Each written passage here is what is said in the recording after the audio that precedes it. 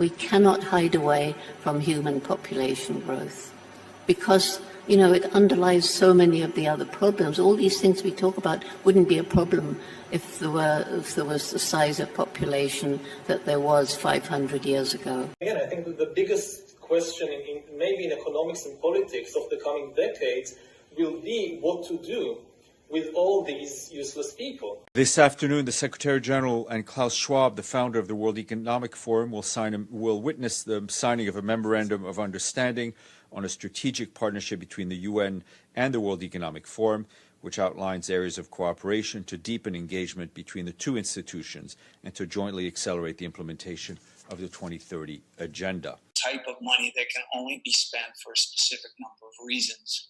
And some worry about that state control or whatever, but like in this particular narrow use case, you want to give checks to individuals to get the economy moving again.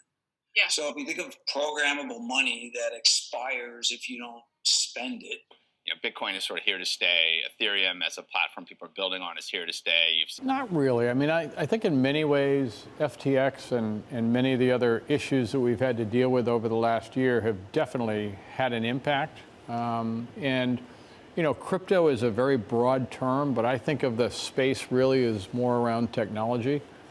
There's no doubt in my mind that we're going to have a digital version of the US dollar. It just makes sense. There's no doubt in my mind that blockchain technology will continue to be implemented in most of the big financial institutions. It makes things faster. It makes them cheaper. And in this day and age, having a digital version of the U.S. dollar or most major fiat currencies just makes total sense. As an investor in these, I'm curious, how much of that is consumer facing and how much of that is, as it were, in the plumbing? Yeah. You can have the banks use the blockchain for their transactions and things. You have the Fed do that. That's different from selling it to the public. Well, as you know, we've been an early investor in Circle, which is U.S. digital coin.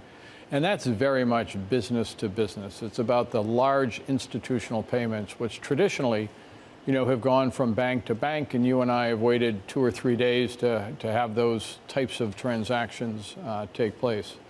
With blockchain, with the internet, with digital currency, you know, using USDC, these things can be done anytime, 24/7, instantaneously, and without an intermediary. And I think the dramatic impact this will have on kind of the treasury functions of corporates and financial institutions around the world over the next 5 to 10 years will be significant. And I think, to me, the positive of everything that went on with FTX, for example, is that people now understand the difference between offshore and onshore. And Circle, which again is U.S. digital coin, operates within the U.S. regulatory perimeter. Really embraces regulation. Any sound business wants sound regulation, is very transparent about what the portfolio is backing the USDC, which is cash and short-term treasury bills where a dollar is a dollar is a dollar. And I think, David, at the end of the day, is it best for our government, for the Federal Reserve, to be developing the digital currency, or the private sector, people like Circle, to develop it and then have it properly regulated? And I think that's the way most technical innovations, whether it's the FedWire or the SWIFT payment system, have come about. Welcome to the Crypto Teacher. And you know I come back with that video just to make you think. Don't forget to like and subscribe to the channel. And we have Bob Diamond, the old Barclays CEO, speaking on stable coins, crypto, and AI. And who does Bob Diamond bring up? That's right, guys, the chosen one, USDC. But we already know USDC was used by our own government to do illegal activity. Remember, they were sending USDC using either Stellar or Ripple XRP to get it over into Venezuela around Maduro's government. And then also was moving USDC on Stellar to get money into Ukraine. And guys, we know with stable coins, not only are they programmable, but you're talking about real-time settlement. Imagine the money that they're going to be able to save, and then we're talking about trillions of dollars of liquidity that's going to open up. Plus, we're going to have the robots, algorithms, and drones take over. The rise of AI. And when it comes to AI, guys, they're not going to bring in regulation until it's too late. They want the robot algorithms and drones to take over this economy, and they want the sheep inside the metaverse. And remember, the crypto teacher told you because he knows. When it comes to the New World Order, it's all planned out. You have a wonderful day. That was writ large during FTX when people realized what was going on in the Bahamas outside of the U.S. regulatory perimeter. Since then, the market share of USDC, which is within that perimeter, has dramatically improved relative to Tether, which is offshore, somewhat murky in terms of what's in that portfolio. So we're seeing the impact already. The next step in this is who is the regulator. So right now, the states are regulating payments, and will it be the Fed? Will it be the SEC? And what's the next step for the federal government in terms of assigning regulatory responsibility?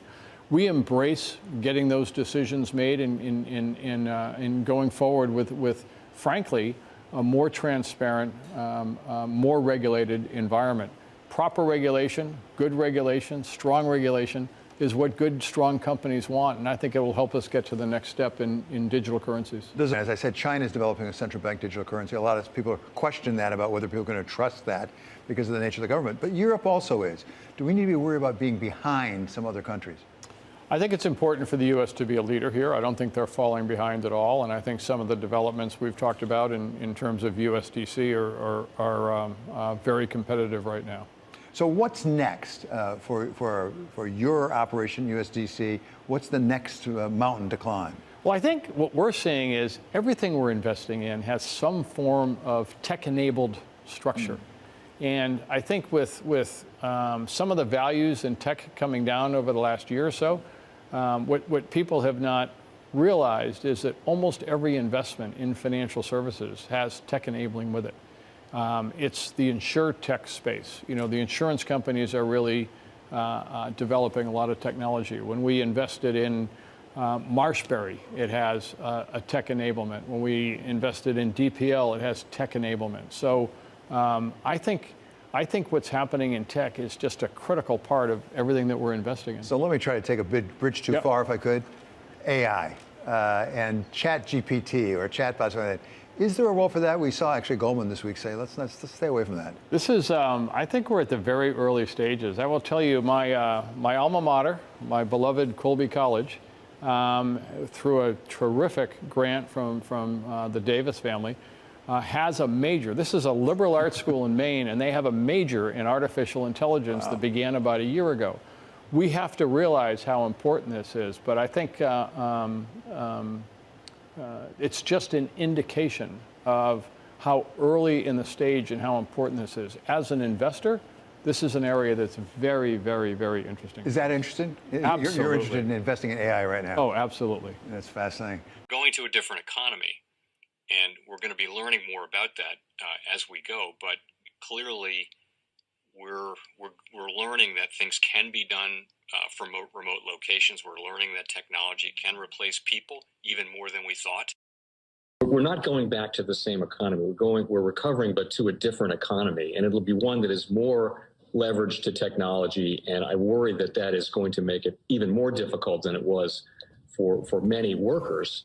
In Silicon Valley, and my friends who work in technology know that what we did to the manufacturing workers, we are now going to do to the retail workers, the call center workers, the fast food workers, the truck drivers, and then even bookkeepers, accountants, insurance agents, lawyers, and on through the economy.